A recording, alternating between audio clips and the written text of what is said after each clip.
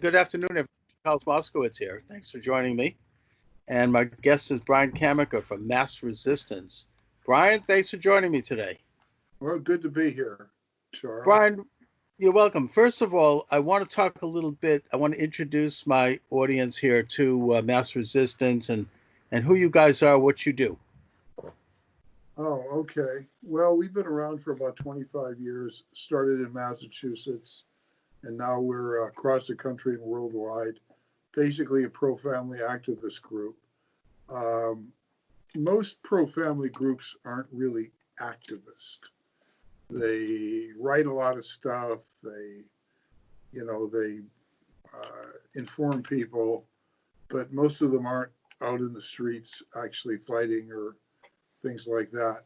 We are at as large a scale as you can get. We have chapters as far away as Hong Kong and the UK and Nigeria. Wow. While most of our activities in the United States.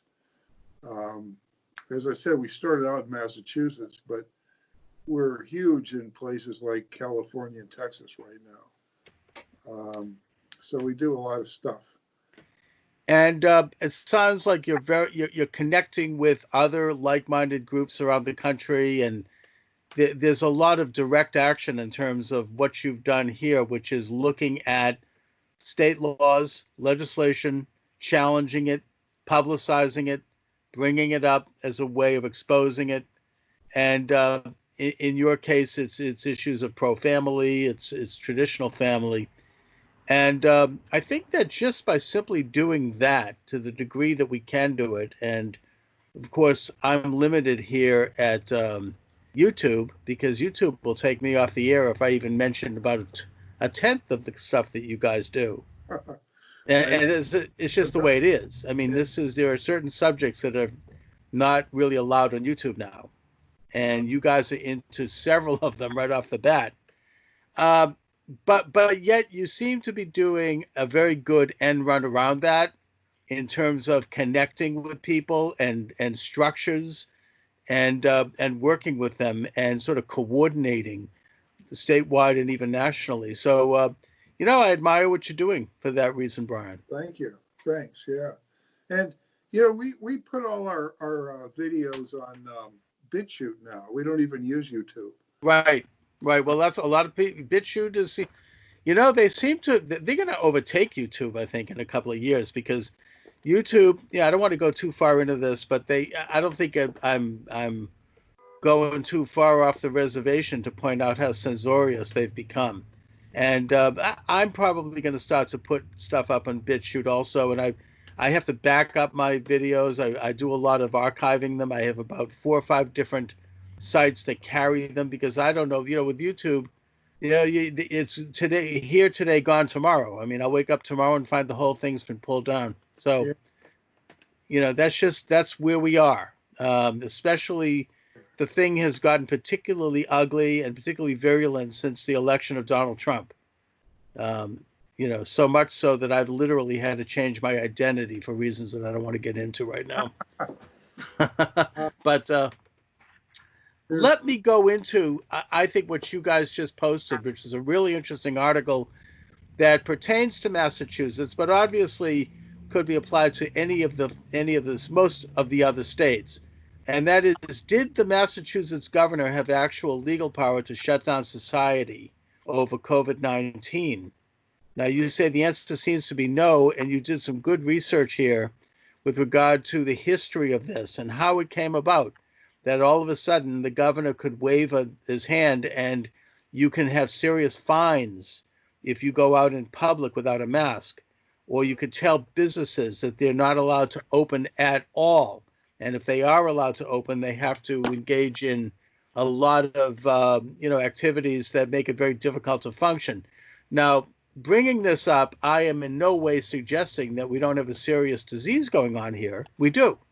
And nobody wants to catch this thing. It is deadly. And I'm certainly protecting myself, as are most of my listeners, and I urge you to do that.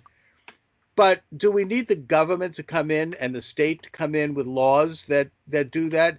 Can't we realize that we have to just do this for ourselves? And what is the legal basis for these laws? Right. Yeah. I mean, I think you've got an excellent point. Um, well, the the question is does does the governor have a legal basis to do this?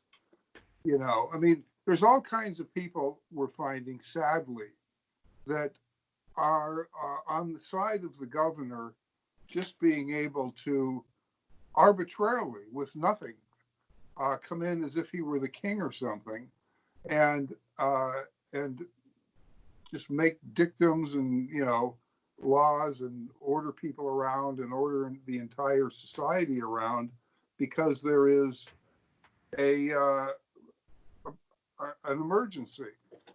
But nobody is interestingly, nobody has really thought to look into what is the actual basis of all these orders that he's doing.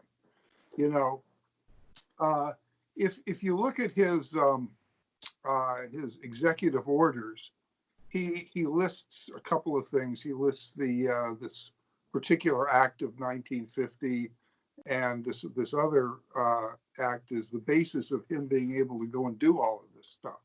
Mm-hmm. And I've been shocked that nobody has actually gone in and read those things and found out if they actually give him that power.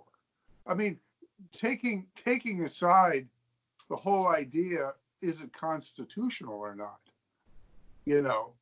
And so we happen to be involved with this going back several years, and so we had um,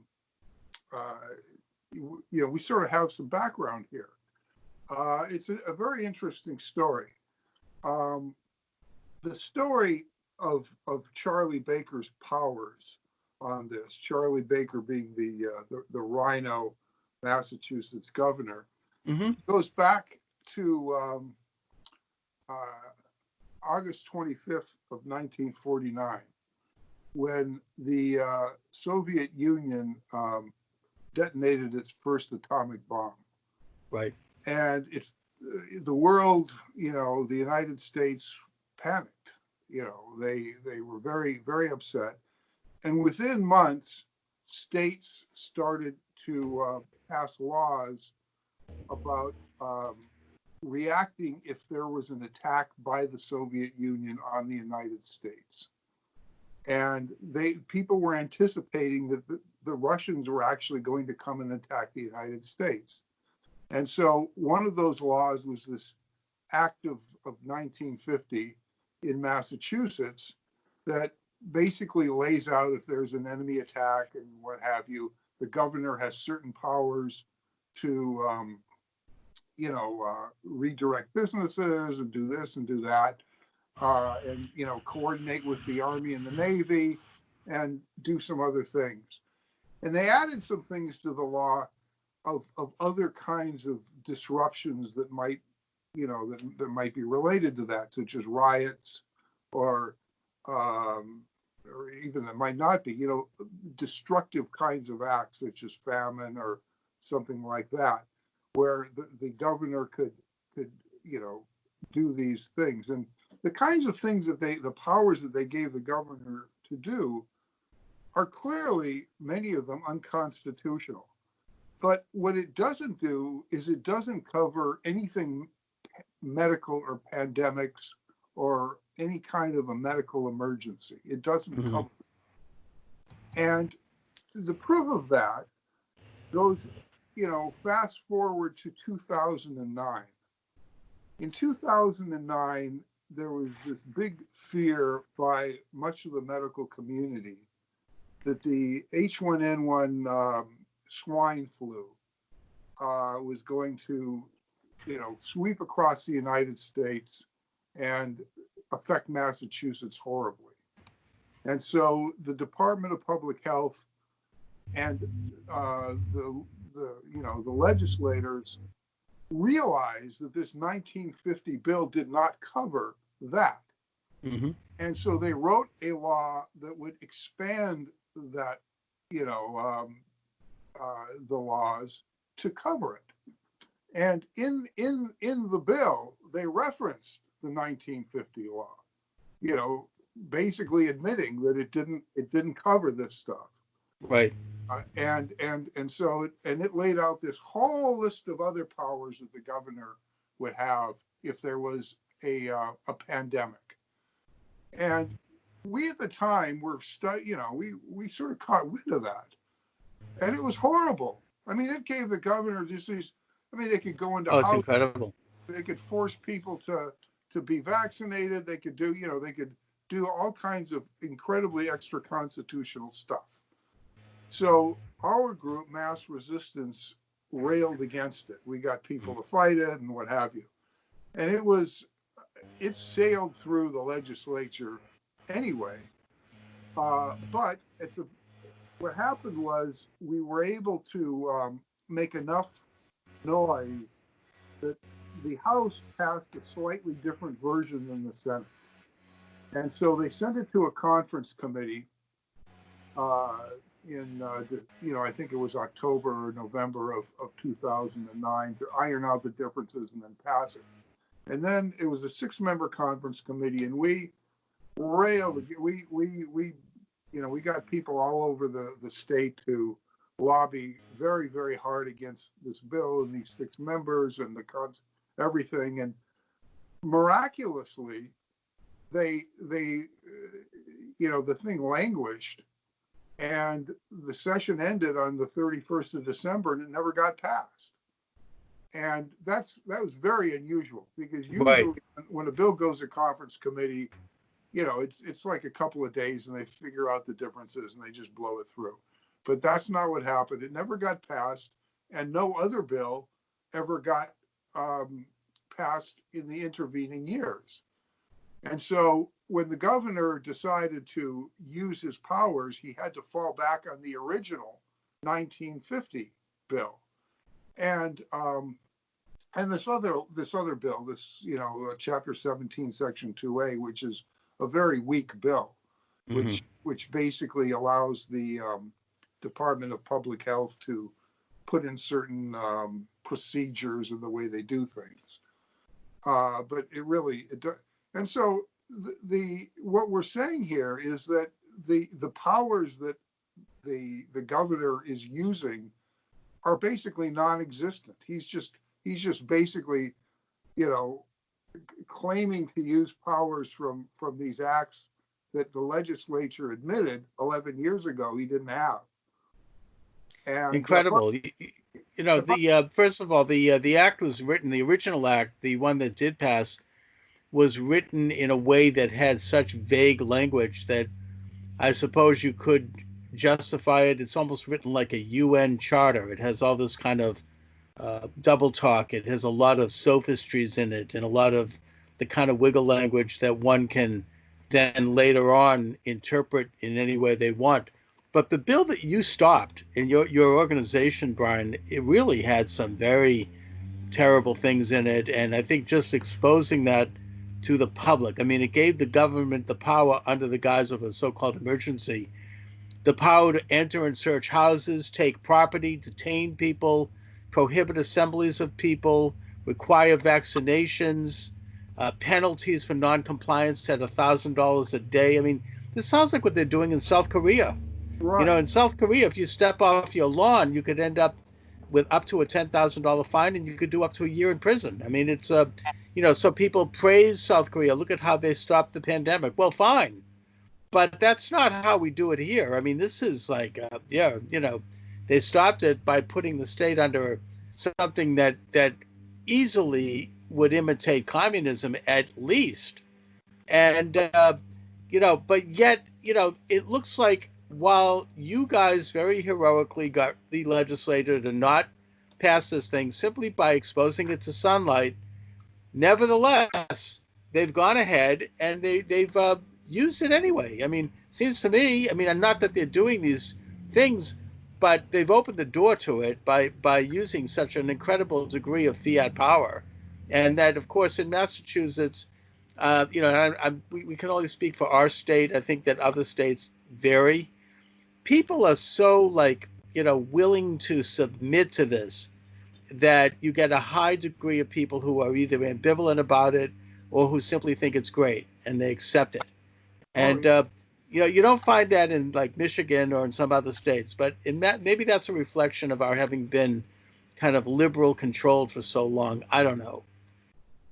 well, I was surprised at the amount of negative feedback from even our own people that we got for doing this. You Mm-hmm. know, people said, "Oh, well, you're against wearing masks," and we don't say anything about being No, against. it's not against wearing masks. Wear the mask. The point Yeah, is that it should be up to people to protect themselves and take reasonable precautions as they see fit. This isn't about whether or not this is good medicine. That's a debate that people need to have, and they should check the CDC and other sites and figure out what's safe and not safe.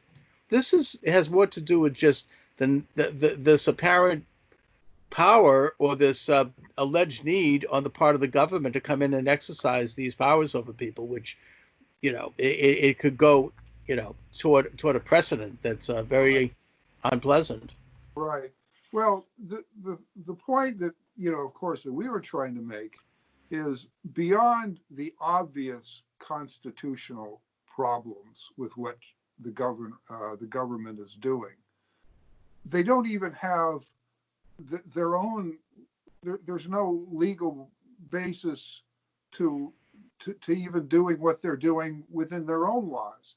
Again, yeah, the law is somewhat vague in places, but they acknowledged themselves that it didn't cover pandemics, and that's why they had to write their own law. And interestingly, by the way, this H1N1 swine flu was that they were so horrifically afraid of. Came and went, and it was slightly worse than the normal flu, but it didn't require any government intervention. Mm-hmm. There weren't people lying in the streets dead or anything like that in 2009. Right. But just the fact that Baker and the rest of them are violating everything. They're just simply making this up. Is bad enough, I think. And Yep. the thing that really surprises me is how little the media, even the conservative media, cares about that aspect of it. I mean, you're Yep. basically the only one that's called us for any kind of comment or anything in Massachusetts. All this, the conservative media, the WRKO or anybody, nobody is really interested Mm-hmm. in whether what he's doing is legal under their own terms. Well, I think Howie Carr probably is interested in it. I've listened to a little of him, and I don't know if I think he's somewhat taking it on, and but more in line of that. We had the emergency. We've crossed the curb, so to speak.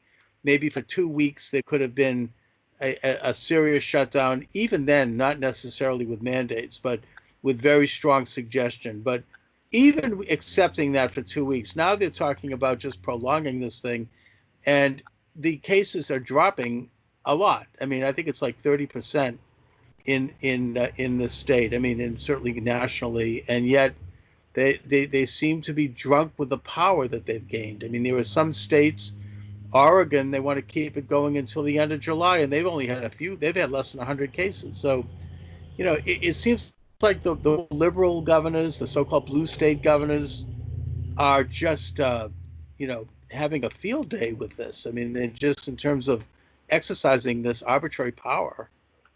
Well, I think though that if we are going to grant them that power at all, if we're going to say, okay, you can violate your own laws and violate the Constitution for 2 weeks. Well, what's the difference? I suppose. Yep. What's the No, I difference get it. for 2 weeks and a year? I Yeah. mean, If you give them a finger, they'll take the whole arm. No, it's sort of like, yeah, there's an emergency, but then it's sort of, once you're in it, you keep going. And I think that we should all be shocked by how much government exercise that they're engaging in. I mean, it's now, Brian, what can be done? I mean, the first thought that I had when this whole thing started was when I heard, oh, there's going to be a $300 fine if you walk on the street without a mask, was that I should go out, take off the mask, get arrested, and bring a lawsuit and say this is not constitutional. And that's probably the best. I'm not saying anyone should do this. I'm not doing it, at least not yet. But, this is the kind of passive resistance that could lead to the overturning of these laws. Because once this gets before enough courts and enough publicity and enough judges, a couple of whom might actually take the time to look at the state constitution, then this whole thing will be overthrown. What say you? I don't know what to do. I mean, if you walk through Boston, as I did maybe a week ago on the weekends, about half the people aren't wearing masks. That's true. And so it's Yep, that's true. It's sort of difficult, and cops don't wear masks half the time. Right. So, so it's a little hard for them to enforce that. It's I don't know what the average person can do. There are the problem is that the judicial system here is so corrupt that it's just, you have no idea whether if you brought a lawsuit, it would have any chance of gaining any ground. I mean, we all know how you become a judge in Massachusetts. You give money to the governor. Right. Oh, I know it. They double dip it. They'll give a little in December, and then they'll give another one in January, and they get their spouse giving another one. And yeah, I mean, this is you're right. That's very corrupt. Yeah. I used to go to the governor's council meetings a lot. The governor's council is that group that approves the judicial nominations for all of these things, and it is just so unbelievably corrupt. First of all, as I said, virtually every single person who becomes a judge has given money to the governor and probably the lieutenant governor too.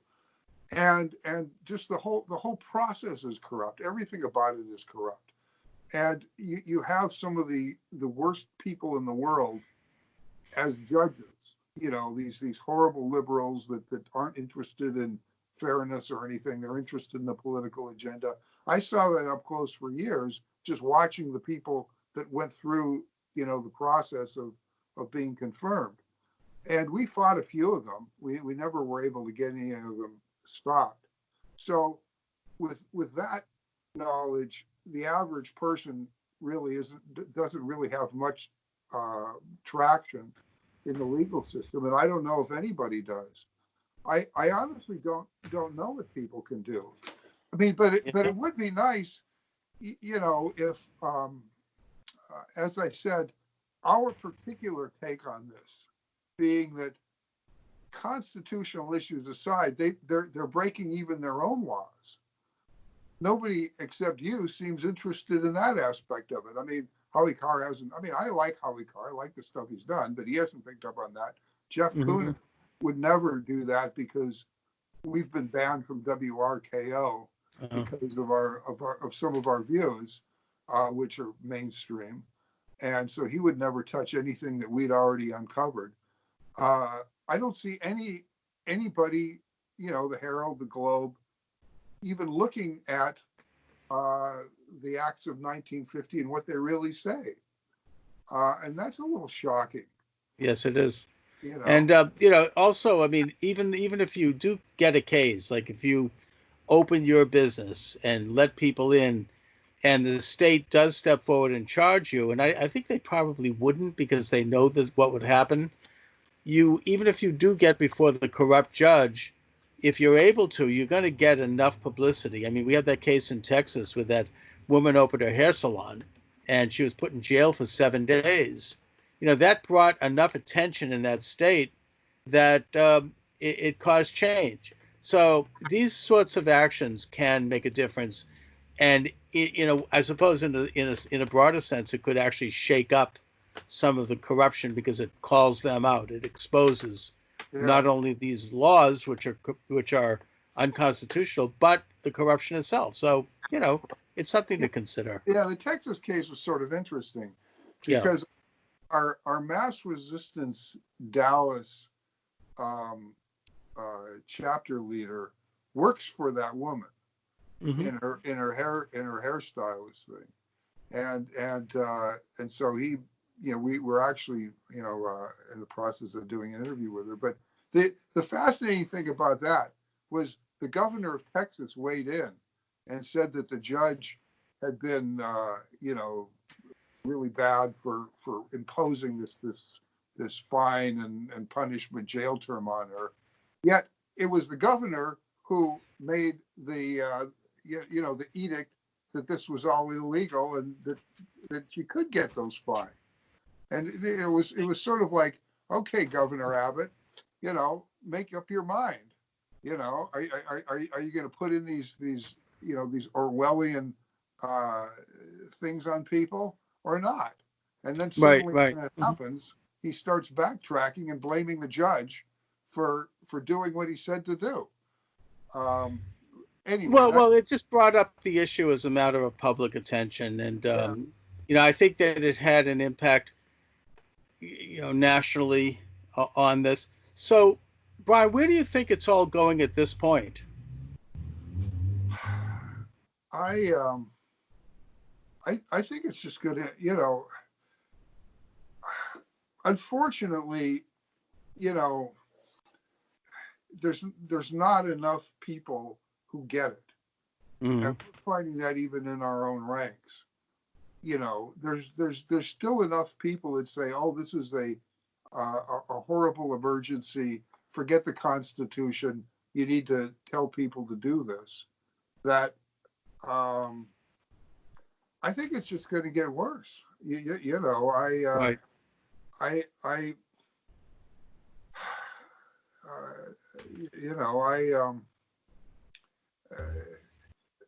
as I said, the fact that we were the only ones that even brought this thing up about the genesis of the laws. I mean, everybody.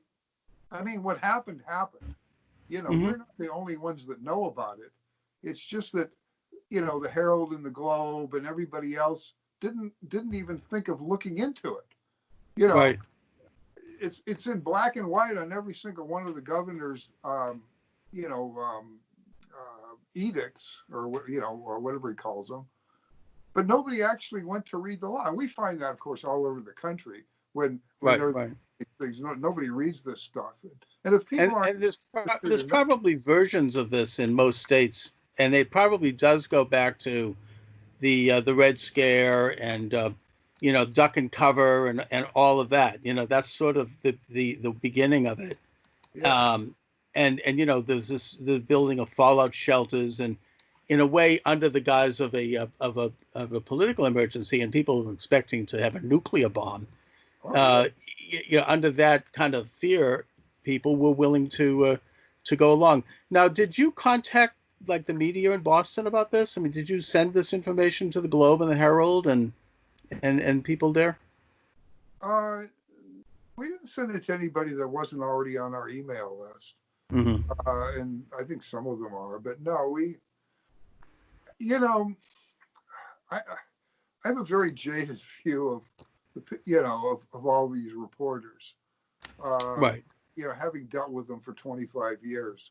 So other people did. I mean, there are people on our list that said, Brian, let's get this out. I'm going to send it out to everybody. So I guess the answer is I'm sure they got it because there are people on our list that told me that they're going to make sure that this gets out.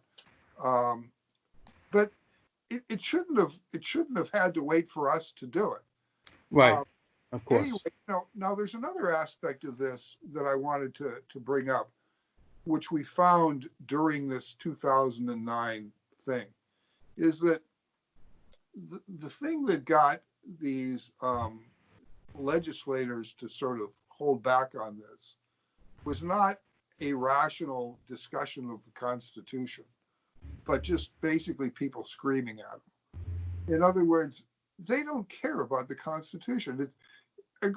We've seen that more and more, but that's when it really hit me. Is you would sit with these guys and you would say, this is what the Constitution says and this is what you're doing, and they just didn't care. Mm-hmm. You know, I mean, most legislators have probably not read the United States Constitution and have certainly not read the Massachusetts Constitution, and they just don't care what it said. They really don't. All they care about is power and what they can get away with. And I know that sounds, No, I mean it's obviously true, and I can't believe that they would, even consider this law at a time when there really wasn't any emergency. And when you look at the language of the law, it's right out of like something you'd see in North Korea. It's terrible. yeah, Anyway, Brian, but I got to run now, so I'll put up a link to the YouTube. I want to thank you for joining me. sure. Keep up the good work. Good to see you. Yeah. So, would you like to impart any information about websites or work you're doing? Yeah, well, go to massresistance.org, www.massresistance.org. You'll see the other stuff we're really doing that you can't talk about, or else YouTube will take you down. It's true. I'll find a way around it eventually. Okay. Well, Anyway, stay in touch. all right, Brian. Thanks a lot. Take care. All right, have a good one. Thank you. And I'll send you a link once it's up on YouTube. Wonderful.